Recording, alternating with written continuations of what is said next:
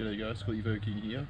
Got something different I'm working on today. It's a Jeep with a 302 Cleveland in it. It's got a few issues and they want me to give it a quick tune, so my mates dropped it off. I'll show you what I'm going to do.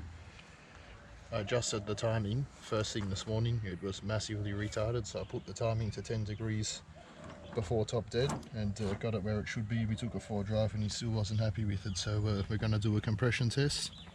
What I like to do is a quick layout of the engine, and we'll number this one.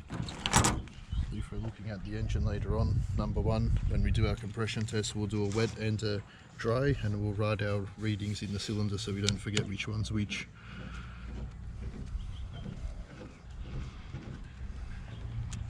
Alrighty, so paper and pen handy.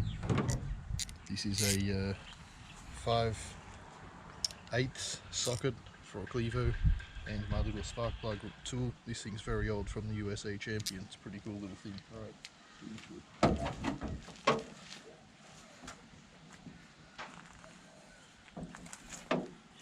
Come and have a bit of a look over here. It's a original 302. Apparently it's had the bottom end rebuilt 3,000 kilometers ago, and it's got an aluminium intake and a 670 truck Avenger. First thing we're going to do is undo the spark plug leads and then drop the spark plugs. We'll have a look at them, see what sort of condition they're in, have a bit of a read, and then I'll get the compression tester in. We'll do a dry compression test. Right, thanks guys. Hey guys, my little tip, I just want to mention these are platinum spark plugs. Always make sure the rubber is in the socket. There's a little rubber insulator in there. If it's not in there, you'll break plugs. My second little tip is to put it onto the plug and to lock this up firm with your hand, so that it's straight on the plug, no sideways movement, and you give this a bit of a slap. You'll always just knock the plug loose if you just monkeyed on that. Sometimes they're done up so tight you'll break a plug, you'll be in all worlds of trouble. Right, that one loose. This next one here, again, always look on the tip of the plug too that the rubber doesn't come out and stay behind. If it does, you've got to pull it off, put it back in the socket. Just a few little tips here. Okay, grab that on the back there, hold that steady, slap it, that goes out. This one here, doesn't take that long to get in, drop a set of plugs.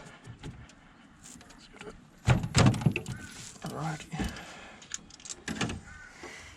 Once you crack them loose, ditch that, come back in. Because they're a fine thread, you should always be able to get them out by finger, pretty easy.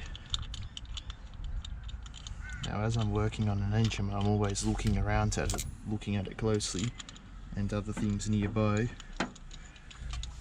And there's a few little things I've spotted here, like a gap in between the corner of this intake manifolds and the head. The other thing I've noticed is they're using a turkey pan on an aluminium intake. You're not meant to use those, they're only for a steel intake. So if you guys want to watch my other video where I show how I fit a aluminium intake manifold to a Cleveland, make sure you check it out on my channel. There's a lot of really good tips in that video. Alrighty.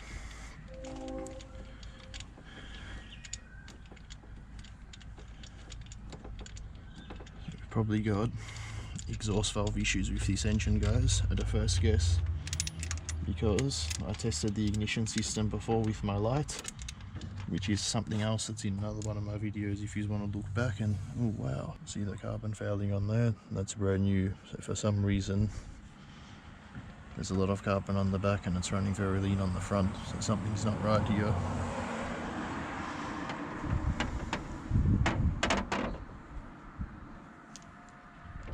Keep these in order, we'll move them over here. So look at all the plugs together. Still quite warm. I'm burning my hands a little bit. Right, this is cylinder number one. That's a good plug, nice and clean. Little bit of oil here, probably most likely from the rocket cover. If you were to see oil all the way up to threads, you would know that there's actually oil in the bore, so it's probably got a bad ring. This one here, actually the thread's slightly oily, but it's burning good. Number two. Number three is carbon fouled heavily. Might have to get the bore scope out, drop the rocket cover, look at that one. That's absolutely fouled for a brand new plug, and it's very oily. There's like some contamination in a few cylinders, some sort of dust. Righty. Right guys, we got the plugs out, we're giving them a read. I've seen a few things I'm not happy with. I've got a feeling the motor's no good. It's either got sticky valves or worn valves is my opinion. Potentially a loose timing chain too. This is a compression tester. This one's also from the USA, it's very old, my dad gave it to me. Works amazing. There's two different sizes on here for a 6-cylinder and for a V8. Right, I'll show you what to do. We'll start at number 1, just so because we've done that drawing it makes it easy. You just do it up by hand until it locks on the O-ring. Come and grab this guy here, and you click the hose on, make sure that it's sealed, and you can sit that out of the way somewhere safe, or you can even hold on to it. This is the proper way to do a compression test, to drop all 8 spark plugs. If you leave some in, you'll have a higher reading than normal and generally won't pick up if it has worn rings or leaking valves. So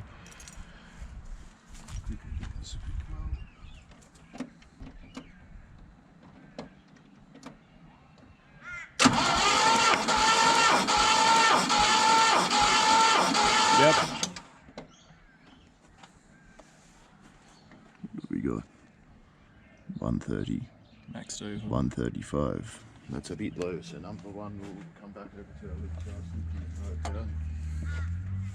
135. That, in my opinion, is on the low side of town, but we'll keep going. Might just keep this easy here now so we're not running back and forth. Righty. Yep. Hit the little valve there, it releases it. Love that so valve. We don't break this gauge. I just like to move it out of the way. We'll go over to the next one. I notice it's winding over very slowly. I don't know much about this build, haven't heard it before, but I wouldn't like my car to wind over so slowly. Sounds like there's a bit of an issue with that starter motor.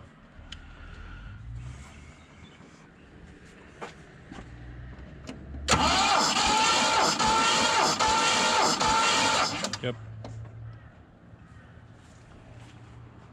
150. Now that's what you want to see, 150s. Good. Righty.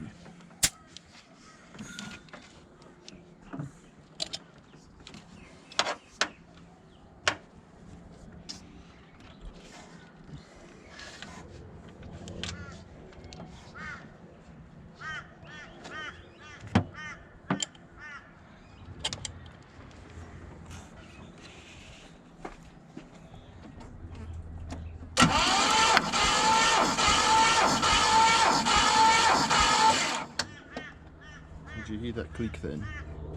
Oh yeah. That something's going on with, I think, that cylinder. When it was running before, by ear I heard something happening there, a bit over 140, but I'll just call that 140.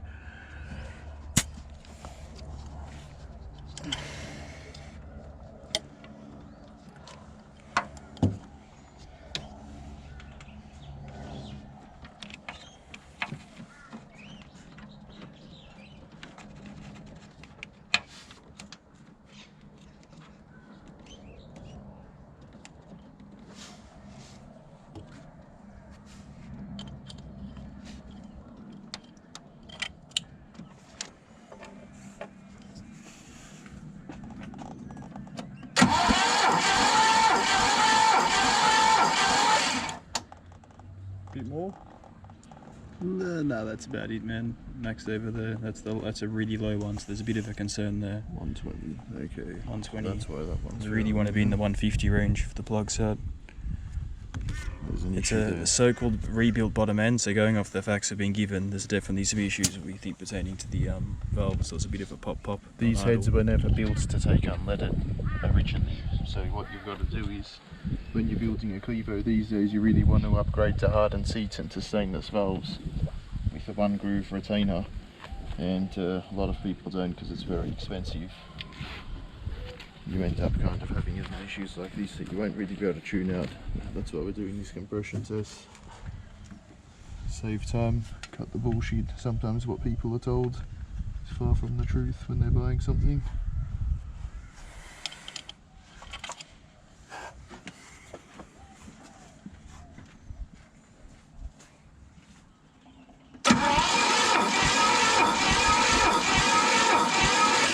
Yep. Very low too. 20, not good. You make make sure your orientation's right always with the drawing. Now number 1 on a Ford V8 is over here, and it goes to 4 on the driver's side of the car, and then it's 5 here, it's 8 here. Righty, release that. Ah, that was a cute little one. Definitely some issues there.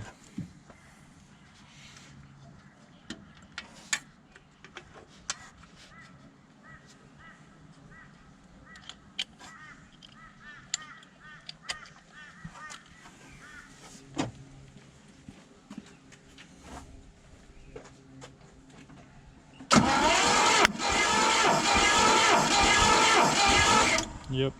Can you hear that? Can you hear the noise in the engine every now and then? A little something's going on. There's a pop. I wasn't sure if it was the diaphragm in the gauge or there's a bit of noise with the valve.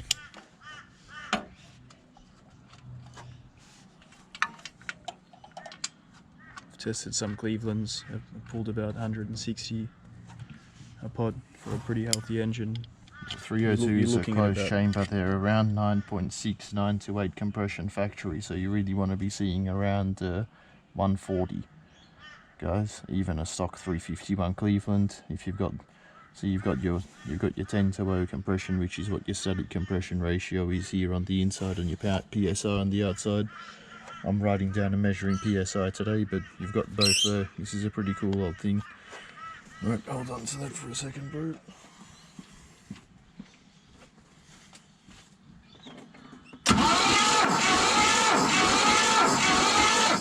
Yep.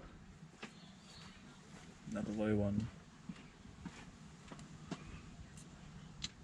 120. I was about to run back over there and hit the key again. I was getting into a roll. No, not a roll. I was about to bring old mate and give him a little bit of bad news and say I think it's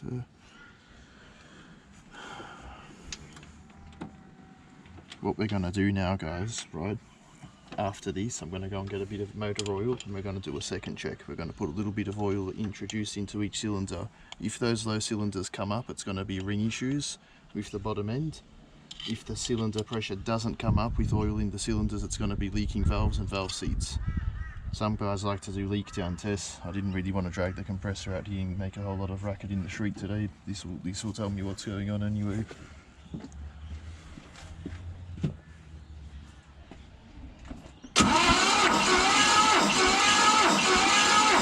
Yep.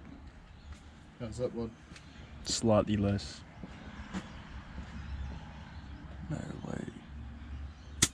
That yeah. That's a bit of a pity actually. Alright, let's go and get some oil, start again. Generally when you undo all 8 plugs you're going to lose about 10 to 15 psi. And the engine will breathe and spin over easier, so the reason you drop all 8 is to get a true reading firstly, secondly it's easier for the starter motor. Yeah, so that's our reading. The only cylinder that I'm really happy with here is this guy and this guy. You don't even want to see that much variance. What you want to see between the best and worst cylinder is 10 psi difference. You don't really want to see any more. I have seen engines that have about 20 and they run quite well. You'll never notice it. Anything but this 120 is a real worry. There's just too many there that are low, so we'll get some oil. Give me 2 secs, guys. Didn't even hit 120. Yeah. Alright. Right, guys, what I believe is the problem with this engine is that people didn't run this. Being a standard Clevo, you need to run valve saver from time to time. What I've done is filled this thing up with motor oil, HPR 30. Good stuff, it's got zinc in it. And we're going to aim this in the cylinders and just to give it a little bit of oil, not much, about like a teaspoon. Righty, use the rag so that we don't make any mess. Just introduce a little bit in to these cylinders. Bit in that one. Bit in that one. The engine's warm, which is handy. It'll lightly thin the oil out a little bit, so it will actually flow around the whole cylinder.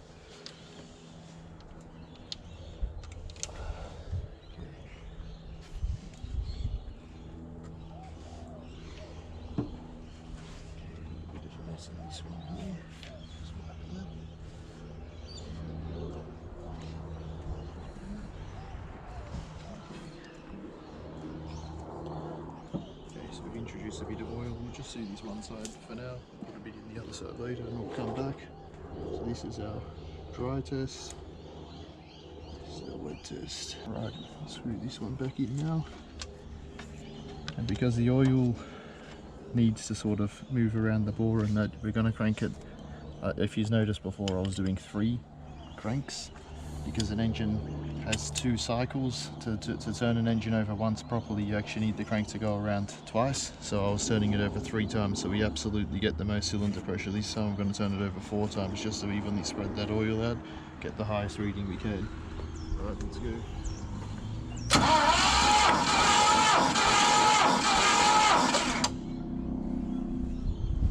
How's that one? It's right in between, bro. 135. So where were we at with that nut? Well, we were at 135. 135, and it's not. Okay, so it's not a ring issue in that cylinder. Exactly the same. If the oil hasn't gone up, picked up no extra compression, so let that out and move on to the next one. People argue about the amount of oil you need to introduce to the cylinder. I don't like to put in too much because when my friend comes to pick this car up and head home, it's going to be smoking up the whole shred if you put too much in there. So this is kind of more. That extra crank will ensure that it goes right around the whole bore. What the oil does being thick is it just helps that ring grab. Then if you do get more compression, you know that it is the ring or piston.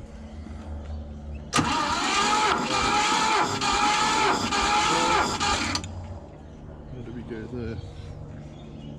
150, which is what we had, 150. Oh, just a bit under 150. Is it? A bit less, 145. Okay. So that one's dropped a little bit with the oil, just a touch. Interesting. We'll have to get the official adjudicator to go back and then go back through the footage to make the call if it was exactly the same or not. It might have just been a similar reading. I'm getting in a hurry and I just banged that gauge. You don't want to. I done that 118 number before. I was like, it's a bit of an oddball number. You were rounding it up. I was trying to get accurate. Oh, it's gotten right up there, bro. Did it? Yep.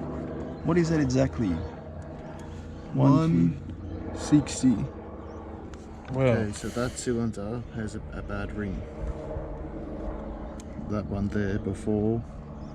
Oh no, that was 140 and it's gone up to 160. Wow, yeah, that's well, that ring's picked up compression now. So 160, so we had 135 on one. Alrighty, that's a fair bit. So that one fouling there is a ring issue, ring or bore damage. Not good news. Check the next one.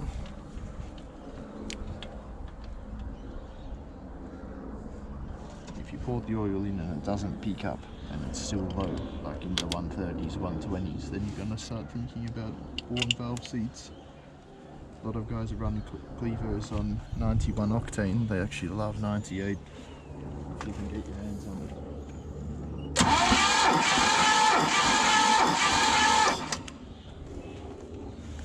What have we got there? 125. just over 120. So I picked up 5. So that's probably a valve in that one. Yeah. Not looking too good. That's I can hear a noise on this side of the engine when it was running. So we've got a bad ring and we've got a bad valve on this side. Yeah, not looking good at all, bro.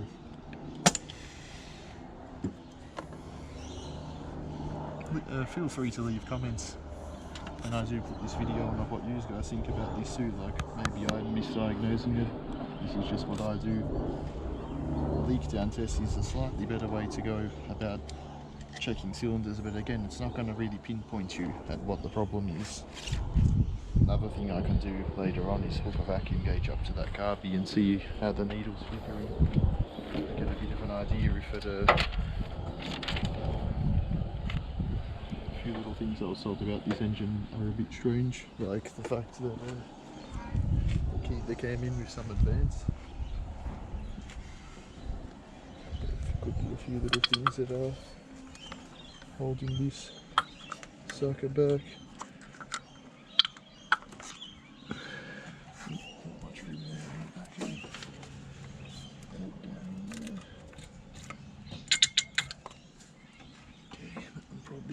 soaking then. So he doesn't use too much oil, guys. Whole engine 20 mil. I think a teaspoon's 10 mil, so look at that, teaspoon would have been way too much in each cylinder. Just get the little drop there just so it doesn't burn off later. Those two. Okay, cool. Chuck the gauge in.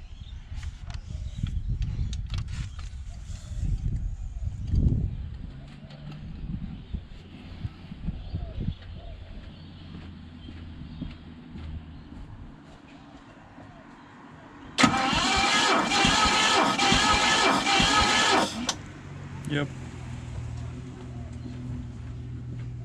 Is it the same? Looking out there, mate. 130. 130. I've got 10. Alright. Slightly leaking.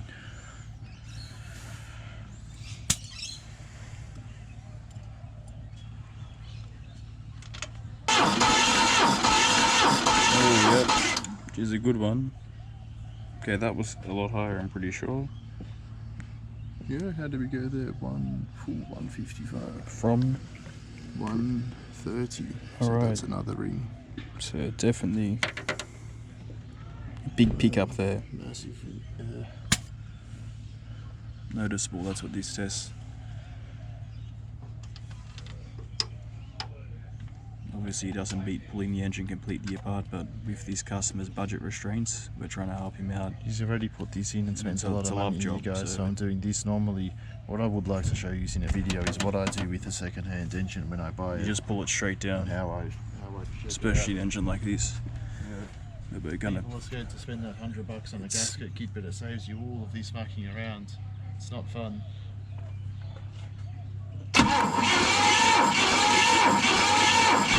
Yep. The extra cranks just making sure the oil's hitting that whole wall. How did we go 135. there? So not much. Is it the same?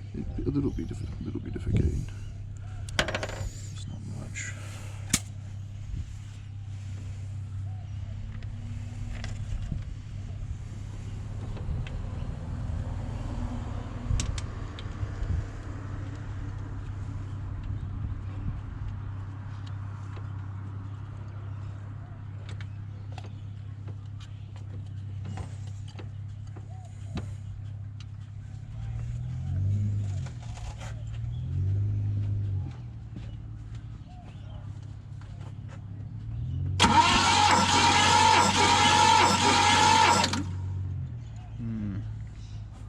Not good. Still down that That's low. that back So one. even with oil, so that's not a good. Very low. So, alright, well, we'll pause the video, bro. We'll do a bit of a recap. I'll share some tips and that. Yeah, guys. Well, this is what happens sometimes. You buy a car and you hear some things about it. What I've learned from doing these two tests here is that the engine's not in very good condition. In my opinion, now this is what I refer to as the non-invasive approach. We'll have a look through, right? Cylinder 1, 135, it was burning nice. Cylinder 2, 150, beautiful. This one here, 140, for some reason it had enough compression, it shouldn't be so fouled, so that's probably an incorrectly adjusted valve or rocker arm or something worn. Now this one here, 120, that's ring. That's definitely a ring, that's too low. And what have we got over here? Number 8, that's a ring as well, so the two back cylinders are just no good. And that one, so there's 3. So good. Alright, what I'll show you guys is, because these plugs are fouled, here's a little tip. I'll show you how I clean a plug. There's a lot of different ways you can do this. Loosen the jaws up so that they just going to grab this without munging it, because these are platinum plugs. That's pretty good. Alright, I'll step away from the car. I use a butane torch. What we're going to do is just slowly burn the carbon off of here. You wouldn't believe it, it's much safer than sandblasting or using abrasives or sandpaper. Just coming slowly start heating it up. You'll notice at one point it'll just start cleaning itself, guys. Look at that. Now the trick is to go very slowly and surely. we'll just burn all of that carbon off the electrode and the tip. Look at it, see it all cleaning up, guys? This is the only way to clean a spark plug. There really is no point in throwing spark plugs out when they're fouled, because once you re-gap them, chuck them back in, they're good to go. Look at that, guys, like literally 1 minute. 30 seconds, yeah. Right, that's Awesome. my little tip, guys. That's an awesome little tip, bro. Look at, have a look at it. Can I have a close look? It's going to be hot and we don't want to lose its orientation. All the white's back and yep, around the electrode, and the tip's completely back to raw. The trick is slowly and surely, and you hold the flame away. Don't so go that'd be in too close. annealed almost, the tip of that. It's actually for like nitrous. Better. You could race with nitrous now and lean it out and that, and it would actually be a bit stronger. And they're platinum plugs too, anyway. Yep. Okay, so that one, I shouldn't put it on the rag. It's going to be absolutely burning hot, and it takes a while to cool down. You don't want to drop it, so just be patient. There's no point dipping it in water or something. It's ceramic, you'll actually break it, so don't quench it. Just leave it, let it cool down. It'll just take a little bit of time. Only chuck on a bit of water or something. I'm going to have to ring the customer now, unfortunately, and just tell him the bad news. That's kind of the shit part of the job. Anyway. You can see the heat. I'm not going to show you how I do the rest. You can literally see the heat waves, yeah. But it's clean. The strap's clean, the tip's clean, which is the platinum actual tip, and the ceramic there. So the insulator, that plug's going to work beautiful. Quick, easy, and pretty cheap. Butane's pretty cheap. Awesome little tip. I always try and have safety glasses when you're working on an engine. You never know when you're introducing oil to a bore. If you put too much in and you crank it, when you're on the next cylinder, it could come spraying out of one of the other cylinders and get you in the eye under pressure. An engine's basically a big air pump.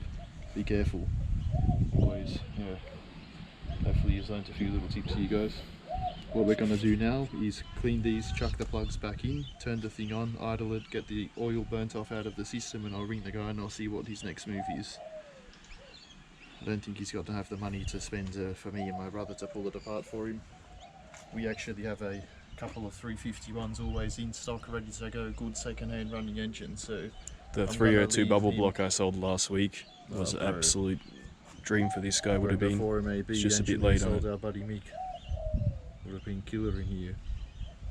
I don't know if you got any videos of that revving for your channel, but that for a 302, it had definitely had no issues. It was high com. I've only got the little Snapchat story. Completely stock with the thermoquad, and it absolutely revved. Like I could hear it was revving 5,000. Did it run for 26 years, guys. Actually, we've got another channel that we're working on if you want to check it out, the Brisbane Brothers, and we're doing a few builds and Cleveland related stuff. So, thanks for watching.